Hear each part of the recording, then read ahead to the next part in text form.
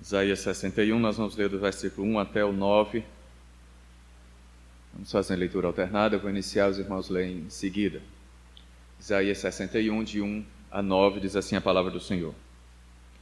O Espírito do Senhor Deus está sobre mim, porque o Senhor me ungiu para pregar boas novas aos quebrantados, enviou-me a curar os quebrantados de coração, a proclamar libertação aos cativos e a pôr em liberdade os algemados.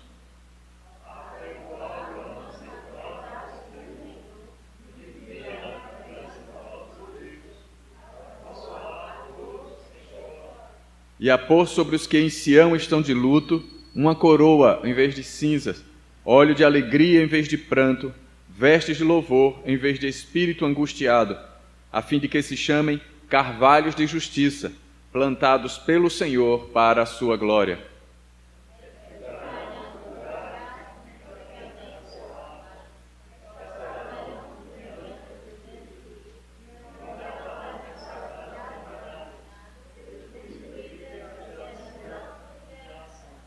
Estranhos se apresentarão e apacentarão os vossos rebanhos. Estrangeiros serão os vossos lavradores e os vossos vinhateiros.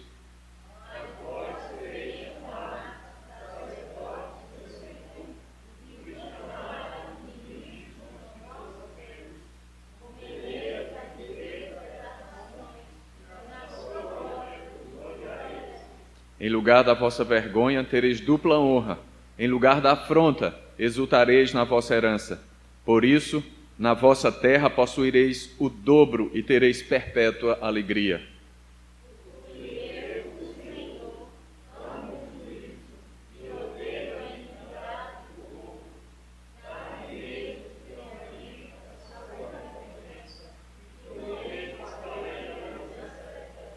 Todos juntos, o 9.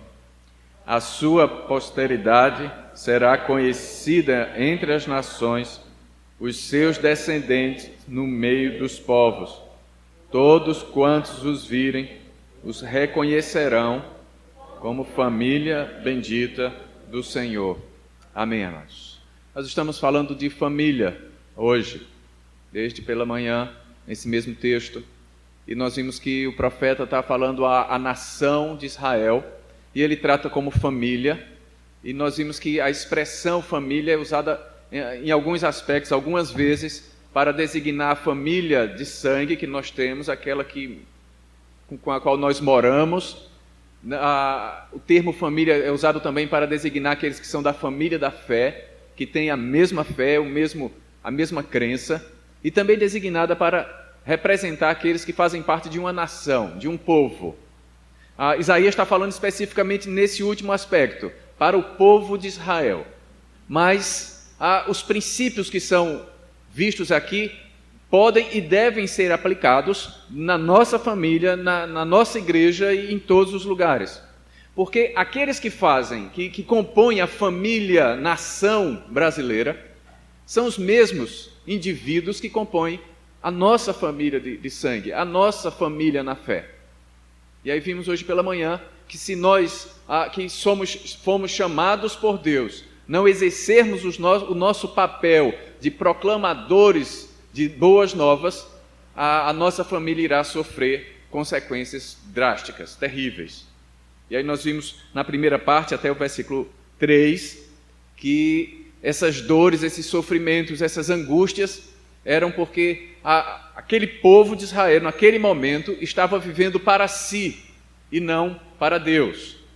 Quando a gente lê o livro de Isaías, a gente vê muito isso. Eles iam ao templo, eles cultuavam, eles ofertavam, eles faziam todos os rituais religiosos, mas eles visavam somente o seu próprio bem. Eles não buscavam a glória de Deus. Eles não estavam ali por causa de Deus e seriam abençoados em recompensa a essa adoração ao Senhor. Eles buscavam já como que quase uma obrigação de Deus fazer por eles, já que eles estavam fazendo alguma coisa por Deus. Uma vez eu estava vendo um desses canais aí, de uma dessas igrejas que se dizem evangélicas, mas que na verdade não são, e aí o líder lá estava disse, olha, depois que você traz a sua oferta ao altar, você pode exigir as coisas de Deus, porque você já fez a sua parte. agora ele tem a obrigação de fazer a parte dele.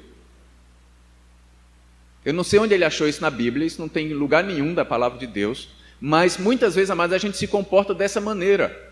Eu já vim para a igreja, eu já adorei, eu já cantei, eu já contribuí, então agora Deus tem obrigação para comigo de satisfazer os meus desejos.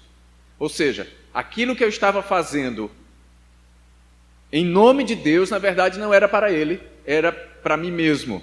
E aí no final do versículo 3, nós vimos hoje pela manhã, que Deus nos chamou para e nos colocou em nossa família, e aí leiam por favor o final do 3, a fim de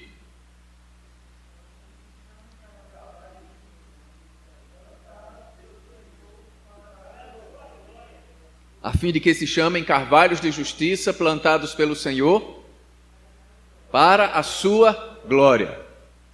Deus nos colocou onde nós estamos, mas não colocou cada um de nós ali, na nossa família, por nossa causa, nem para a nossa própria família, nos colocou ali para a glória dele, para que nós pudéssemos proclamar as boas novas, para que a nossa família fosse restaurada, para que a nossa família fosse o que ele trata depois como consequência da obra realizada até o versículo 3. Aí ele começa a dizer agora da transformação que vai acontecer com este povo.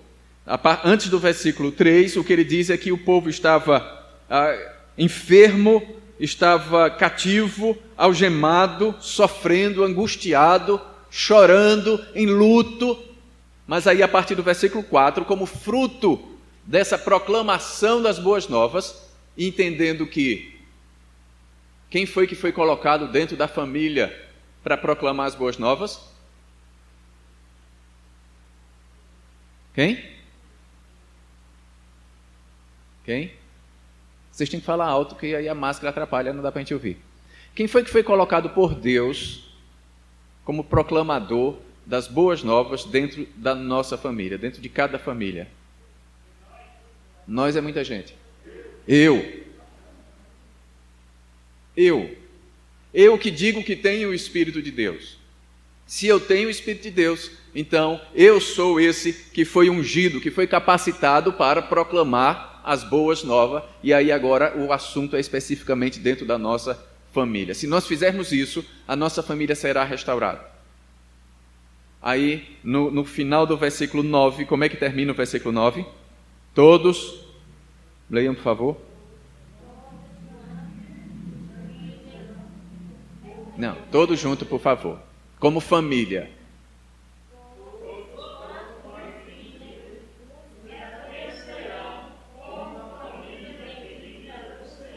Muito bem. Deus coloca você no meio da sua família, não para que os outros vejam e dizem, olha, aquele é do Senhor, mas para que cada um de nós possa proclamar as boas novas no meio da nossa família, para que um dia a nossa família seja reconhecida como família bendita do Senhor. Lembram de Josué, quando ele está se despedindo do povo, ele disse, olha, veja aí o que é que vocês querem fazer. Se vos parece mal servir ao Senhor, ou se vocês vão servir ao Senhor, ou aos deuses a quem vocês serviram antes. O que é que ele diz depois?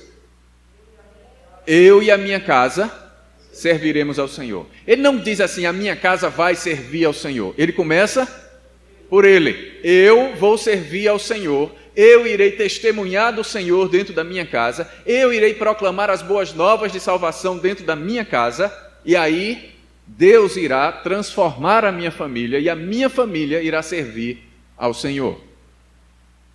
Entenderam? Então não é, as pessoas vão olhar para mim e vão dizer, ele é bendito do Senhor. O propósito é que Deus nos colocou lá para que a nossa família fosse família bendita do Senhor. E o que é que faz parte de uma família que de fato ouviu a proclamação do Evangelho e que se entregou ao Senhor Jesus Cristo? Versículo 4 diz assim: edificarão os lugares antigamente assolados, restaurarão os de antes destruídos, e renovarão as cidades arruinadas, destruídas de geração em geração. Quem irá fazer isso? Quem irá agora restaurar, edificar, renovar?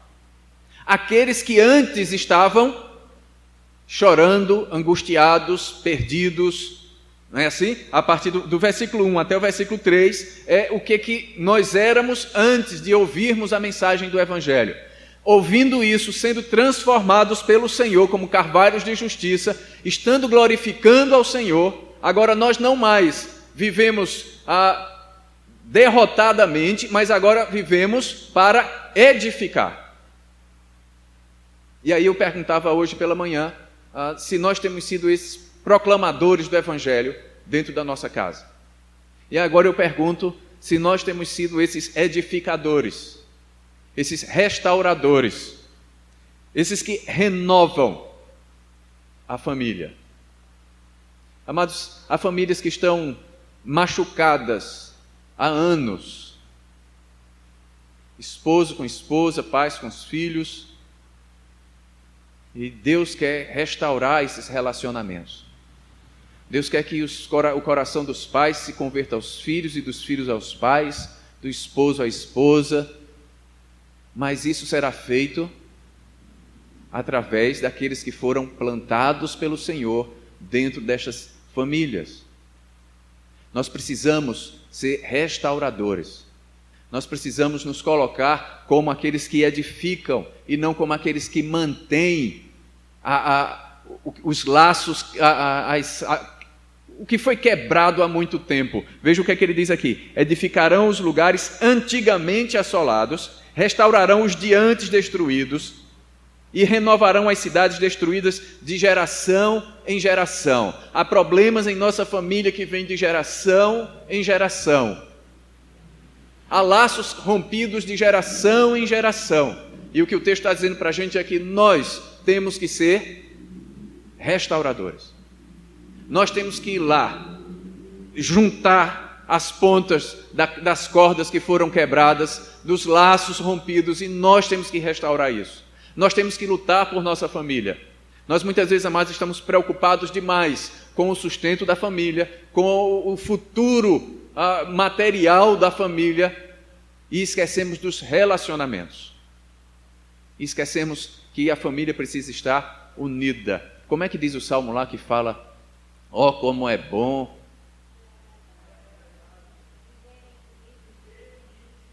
Todo mundo, por favor. Ó,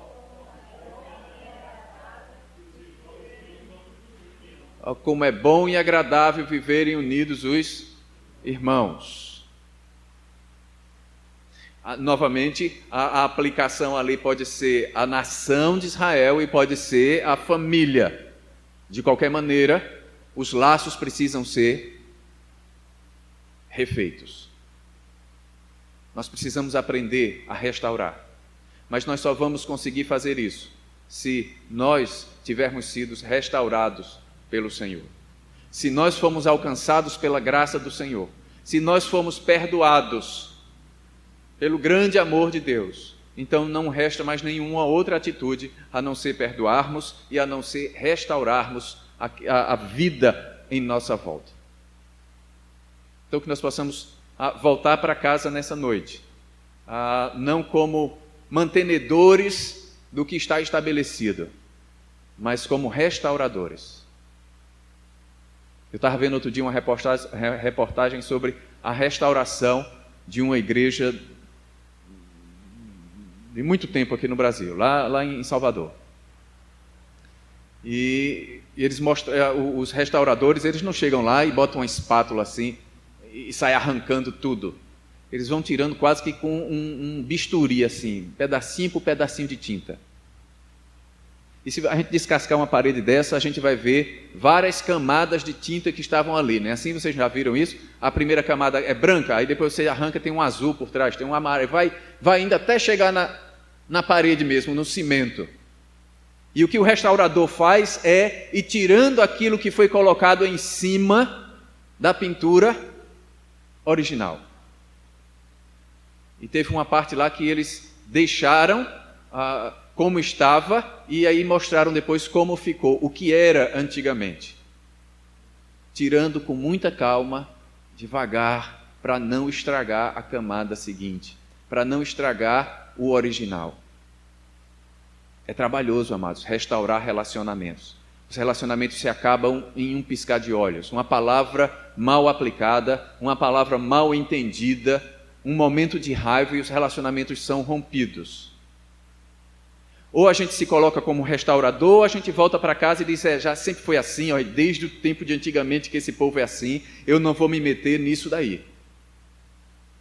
Então nós não estaremos cumprindo o mandamento do Senhor de sermos restauradores. Nós precisamos interferir sim, calmamente, com muita paciência, com muita responsabilidade, mas nós precisamos, a todo custo, buscarmos restaurar os relacionamentos das nossas famílias. Que Deus nos capacite a isso, que Deus nos desperte a isso, que possamos entender que muito mais precioso do que os bens, do que os títulos, é que a nossa família esteja de fato unida. Depois, amados, o texto nos diz, versículo 5, leiam por favor.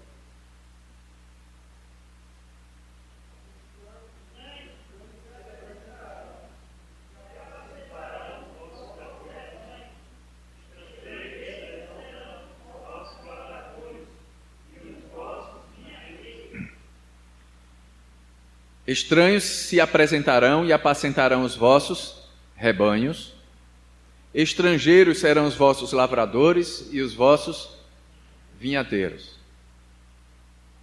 E nós fazemos o quê?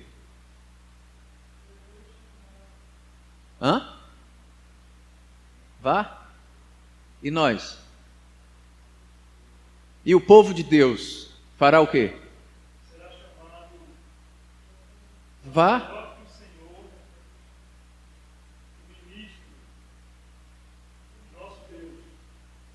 Todo mundo, por favor, versículo 6.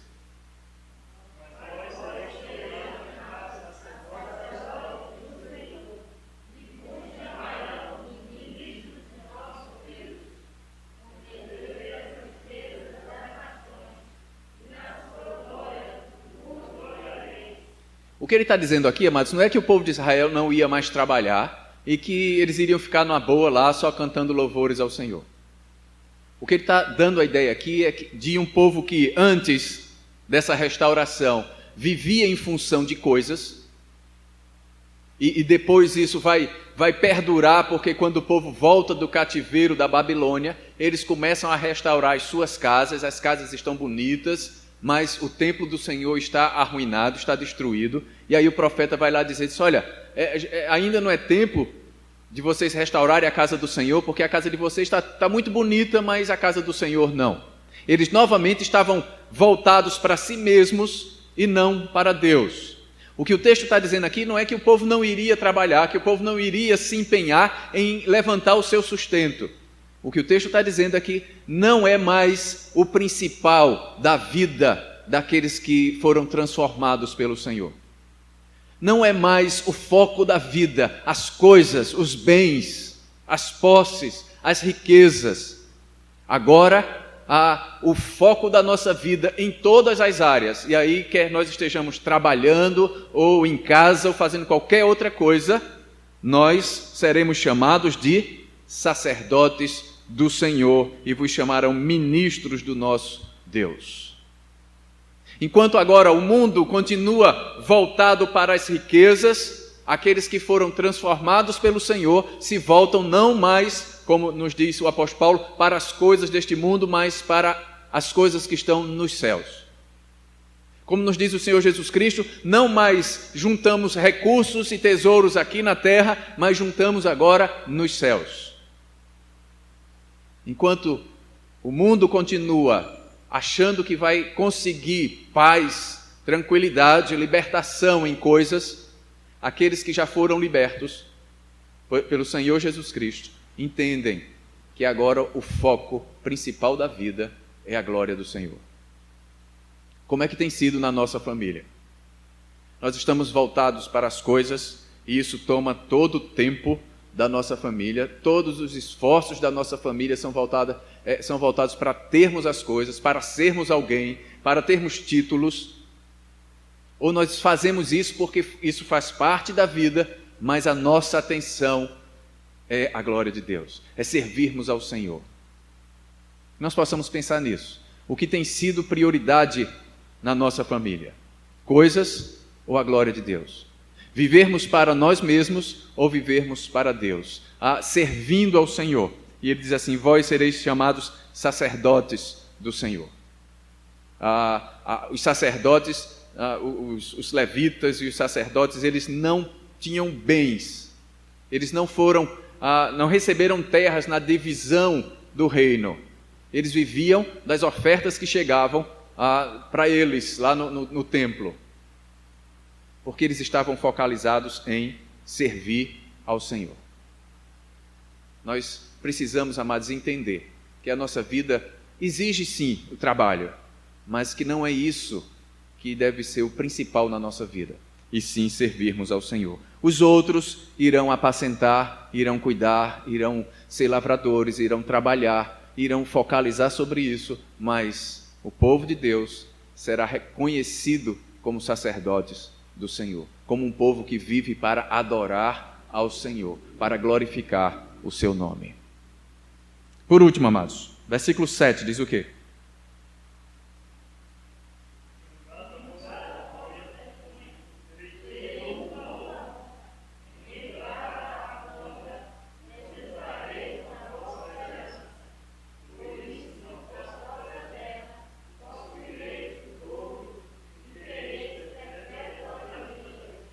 O povo que antes chorava, estava amargurado, escravizado, agora será honrado.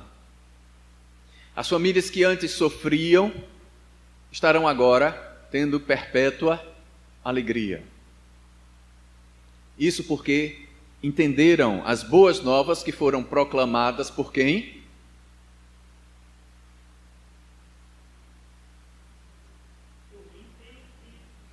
Pelo jeito, só por Jailton. Só ele que proclamou as boas novas. Né? A nossa família vai ser restaurada porque deu ouvidos às boas novas que foram pregadas por mim. E aí ela será restaurada. E aqueles que viviam na vergonha, no desprezo, na sarjeta, agora serão honrados. Deus transforma vidas. Nós muitas vezes olhamos para algumas pessoas da nossa família e a gente diz assim, parece uma declaração de fé, mas na verdade é uma prova de incredulidade. A gente diz assim, esse aí só Deus. Quando a gente diz isso, o que a gente está dizendo aqui? Não tem jeito. A gente não está dizendo que, olha, chegou o limite, mas Deus vai resolver. Não, a gente está dizendo que isso aí não. Essa expressão isso aí está perdido. Não importa a situação em que a família está, a situação em que alguém da família esteja, se nós formos esses anunciadores das boas novas dentro da nossa casa, se nós vivermos para a glória de Deus e a nossa família for transformada, se na nossa família nós agirmos como transformadores, restauradores, focalizarmos em servirmos ao Senhor, haverá transformação. Haverá restauração. Aquele que estava desonrado será agora honrado novamente. Então, amados, nós precisamos de fato crer, porque humanamente falando, há algumas situações que parece que não tem jeito.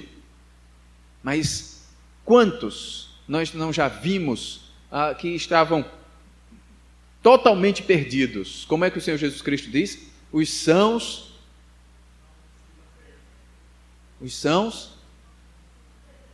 não precisam de médico.